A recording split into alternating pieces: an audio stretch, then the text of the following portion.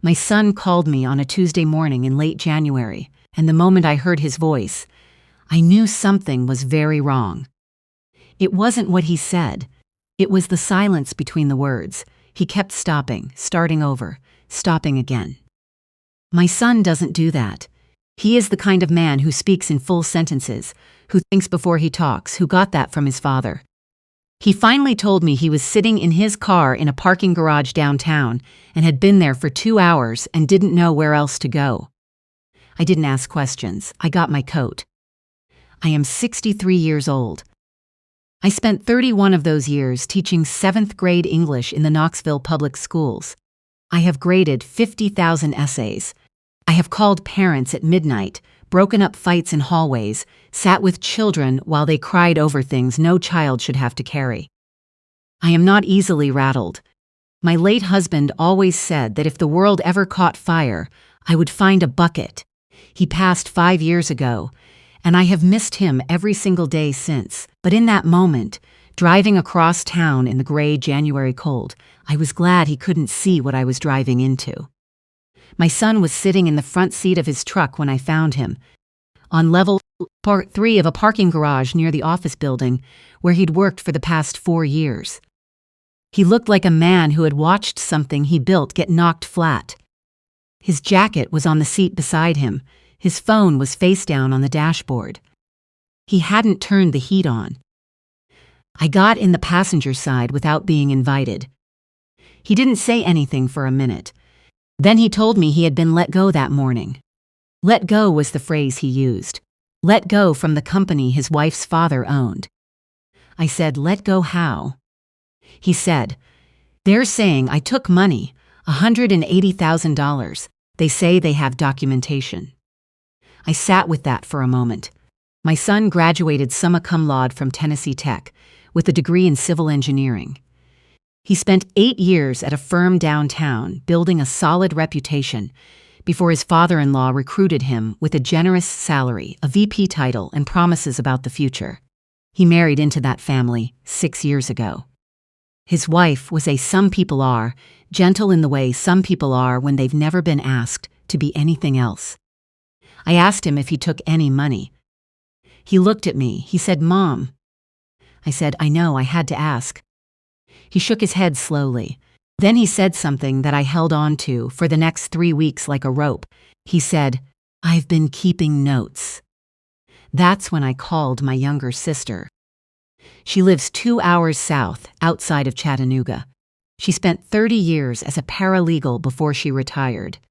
She is 70 years old, small enough that people underestimate her, and sharp enough that they never make that mistake twice. Our mother raised us to never go into a fight unprepared, and my sister took that lesson more seriously than anyone. She answered on the second ring. I said, I need you to come to Knoxville. Bring whatever you have for document review. She said, I'm already packing. That's my sister. She arrived before dark. By then, my son was at my house, sitting at my kitchen table with a box of files he'd kept copies of. He looked steadier with something to do. I made coffee and pulled out a yellow legal pad, the kind I used for 30 years to take notes on student work, and we began. He'd been noticing irregularities for about 3 weeks before he was fired. Payments to subcontracting companies he couldn't verify. 6 figures going out to firms that had no web presence, no history in local contractor databases, no physical address he could confirm. He'd started writings on his personal phone, photographing documents, on his personal not phone. What he was looking at, but certain something wasn't right. He had asked his father-in-law twice, carefully, about a couple of the line items. Both times he'd received what he called a reasonable explanation. Both times, my son had written the explanation down word for word. My sister sat across from him and went through every page with both hands flat on the table, the way she does when she's concentrating. She didn't speak for a long time. Then she said, "These firms. What's the name of the development project they're attached to?" My son told her. It was a federal affordable housing development, a grant-funded project, millions of dollars from a federal assistance program meant to build mixed-income housing in a historically underserved neighborhood on the east side of the city. My sister looked at me across the table.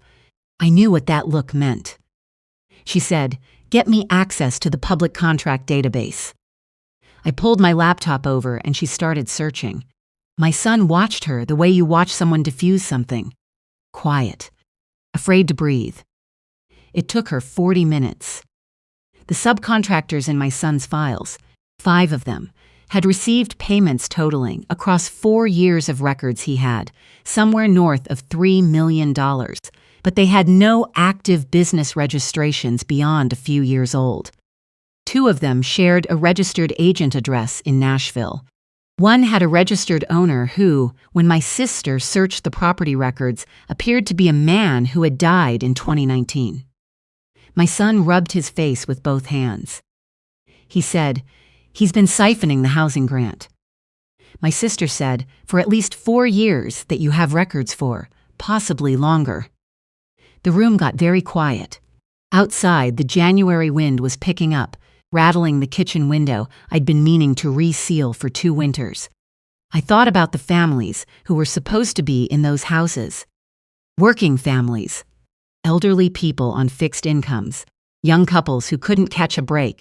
I thought about my own parents, who spent years on a wait list for affordable housing when I was small, who finally got a 2-bedroom apartment when I was 9 years old, and celebrated that day like it was Christmas morning. My son's father-in-law had been stealing from people like my parents for years. And now he was trying to use my son as the cover story. I asked my son what his wife knew about any of this. He was quiet for a moment. He said he didn't think she knew about the fraud. She wasn't involved in the business side. But then he stopped. He said there was something he'd been trying not to think about. He told us that 3 days before the audit, the internal audit that supposedly uncovered his embezzlement, his wife had asked him, out of nowhere, to share his work login with her father. She said her father was having trouble pulling a report from the system, and the IT person was out sick. It had seemed like such a small thing. He'd given it to her without thinking twice. My sister put her pen down. She said, "Say that again." He said it again. My sister and I looked at each other. She has a way of communicating without words that we developed over 60 years of being sisters. What she communicated in that moment was, "This is worse than we thought." We didn't say anything to my son right then. He was already carrying enough. And we didn't know the full picture yet. Didn't know if his wife had understood what her father intended to do with that access, or if she'd been used as a tool without fully realizing it. There is a difference. My mother taught me that you don't sentence someone before you understand the complete truth. But I was beginning to understand it, and it was not a comfortable picture. I asked my son to go get some rest in the back bedroom. He argued. I told him that what my sister and I needed to do next required quiet and space, and that his job right now was to take care of himself so he could be present for whatever came next. "He is still my child," he went. My sister and I sat up until 2 in the morning. She used her tablet to access court records, contractor licensing databases, federal grant award, public disclosures. I took notes on my legal pad, organized by category the way I organized student research: facts confirmed, facts suspected, sources still needed. By midnight, we had a timeline going back 6 years. By 1 in the morning, we had identified what appeared to be a systematic and deliberate scheme.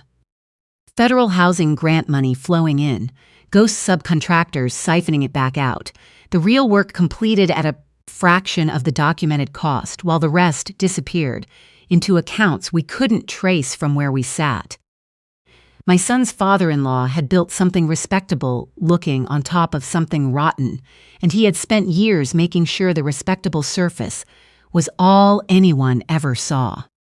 At 1:30, my sister found a name, a federal housing compliance officer who had flagged this particular development project for a routine review 18 months ago. The review had been delayed, bureaucratic backlog, nothing unusual on paper. But her name was in the public record, and my sister, who had spent 3 decades navigating exactly these kinds of systems, knew what it meant. She said, "She's been waiting for someone to hand her something she can use." I said, "Can we get to her?" My sister said, "I know how to write a letter." It took us another week to get everything ready. We spent that week gathering everything my son had. We organized it into a clear, professional submission, the kind of document that says everything it needs to say, and nothing extra. My sister drafted it. I edited it the way I edited 30 years of student writing, cutting anything that didn't need to be there, sharpening everything that did.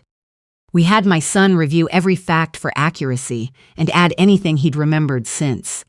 We were methodical the way my mother was methodical about everything she ever had to fight for, which, in her life, was a great deal.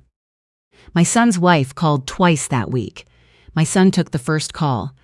He told me afterward that she'd seemed distant, apologetic without saying what she was sorry for. She asked if he was coming home soon. He said he didn't know. The second call he let go to voicemail. On a Thursday afternoon, my sister made a call to the Federal Housing Compliance Office. She identified herself as a private citizen with documentation concerning possible grant fraud. She was professional and precise. She was put on hold twice and transferred once. She eventually reached the compliance officer whose name we had found. They spoke for 22 minutes. When my sister hung up, she sat back in my kitchen chair and let out a long breath. She said, "She's interested." The compliance officer made no promises, and she didn't. But she agreed to receive our documentation and gave my sister a secure submission address. We sent everything that same evening: the subcontractor records, the registration discrepancies, the deceased registered owner, the full six-year timeline, the pattern laid out clearly and factually. We sent it with a cover letter my sister had revised 4 times. Then we waited. I taught my son gin rummy that week. We hadn't played cards together since he was about 12. He wasn't very good at first, but he got better. I made soup.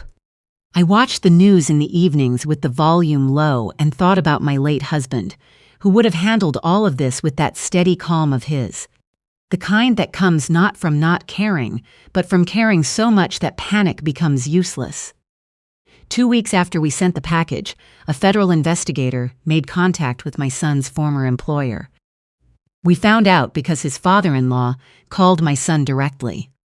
My son told me about it that night. He said the call had been short. His father-in-law had sounded, for the first time, in 6 years of knowing him, genuinely shaken. He asked my son if he had spoken to anyone about the company's accounts. My son said he had exercised his right to share factual information with the appropriate authorities. His father-in-law said words my son chose not to repeat to me. Then the call ended. My son looked at me across the dinner table and said, "I think it's working." I told him it was just beginning, but yes. His wife came to my door the following Saturday morning. I saw her car pull up from the kitchen window. I let her knock before I opened it. She stood on my porch and looked like someone who had been carrying a question she was afraid to ask out loud. I invited her in. My son was in the backyard. I didn't call him. I made tea. I let her talk. She told me that her father had come to her 3 weeks before the audit. He'd told her he was worried my son had been making accounting errors, possibly serious ones. He'd asked her to help him check quietly before it became a formal issue, because he wanted to protect my son's reputation. He said he didn't want to embarrass anyone. He said the word family several times. She said she had believed him. She said she thought she was helping. She started to cry. I sat across from her and let her cry without rushing her. I have waited out a great many tears in my life. When she was done, I handed her a napkin. I said, "I believe that you believed him." She looked at me. I said, "I also believe that you didn't ask your husband what was actually happening before you handed his father access to his accounts. You didn't say, let me check with him first. You went around him. And he paid for it. She was quiet for a long time. She asked if my son would ever forgive her. I told her that was not a question I could answer for him, and it was not one she should be asking me. That conversation stayed with me, not because I was angry at her, though I was, in the way I get angry, which is slow and deliberate and doesn't show much on the outside. I was angry because she is not a bad person, and bad outcomes don't require bad people. They just require people who, at a critical moment, choose the easier loyalty over the right one.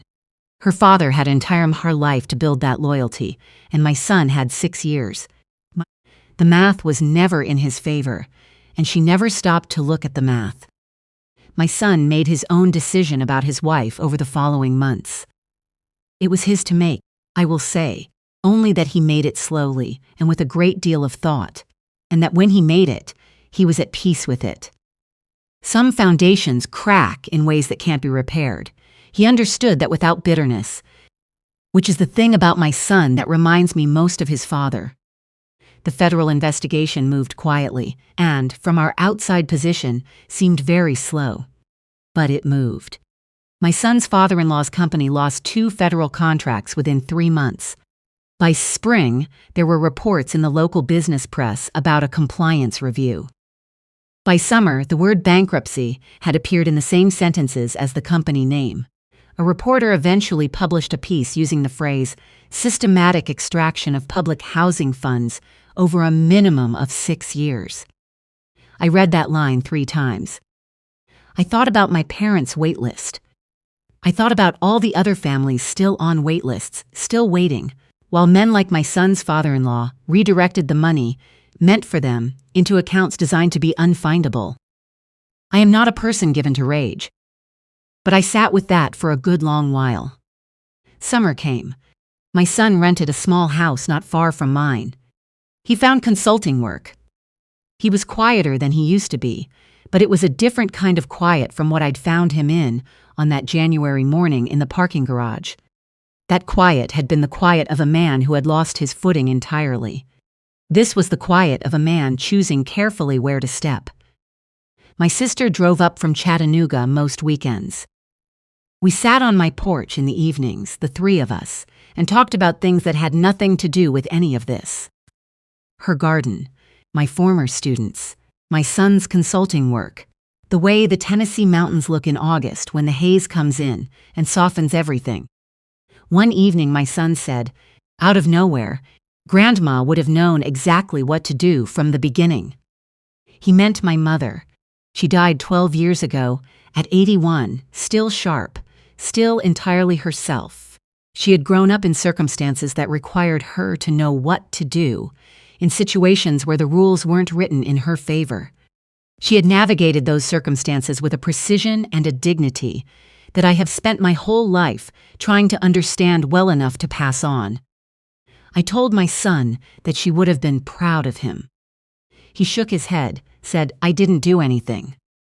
I said, you kept notes, you kept copies. When they came for you, you had something to stand on. That's not nothing. That's everything. He thought about that. My sister nodded once, slowly, the way she does when something is exactly true. In October, 9 months almost to the day after that January phone call, I became a grandmother.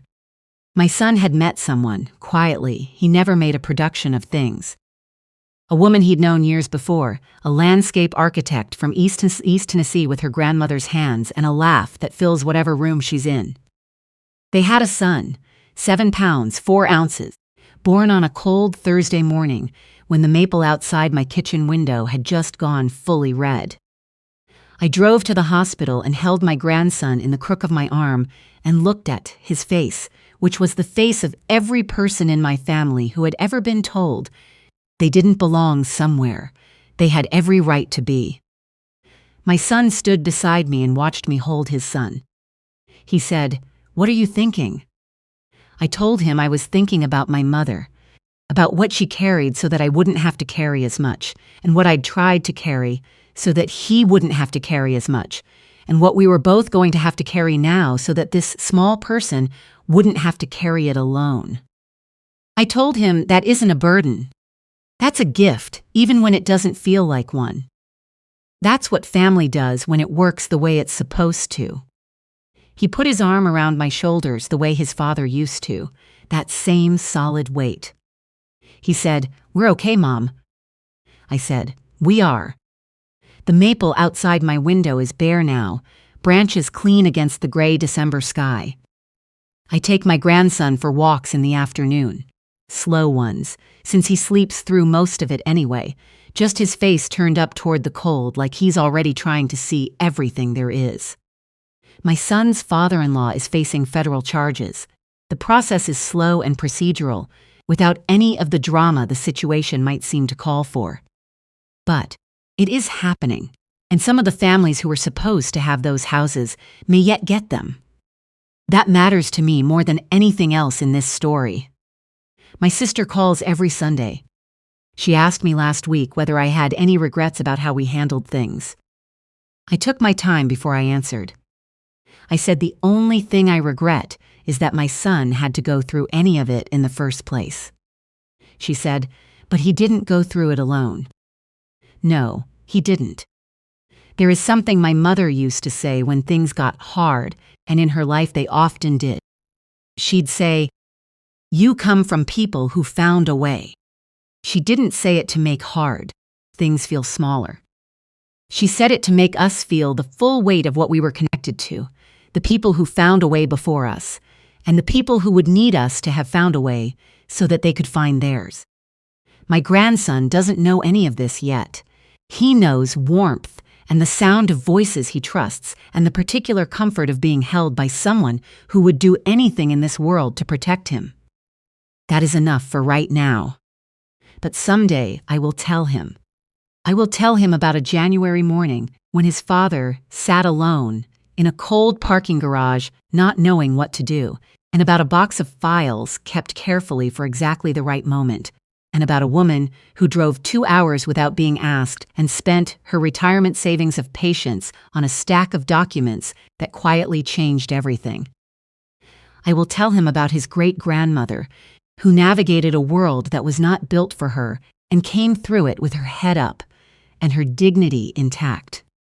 And I will tell him what she told me and what I told his father and what I hope he will someday tell his own children. You come from people who found a way, and so will you.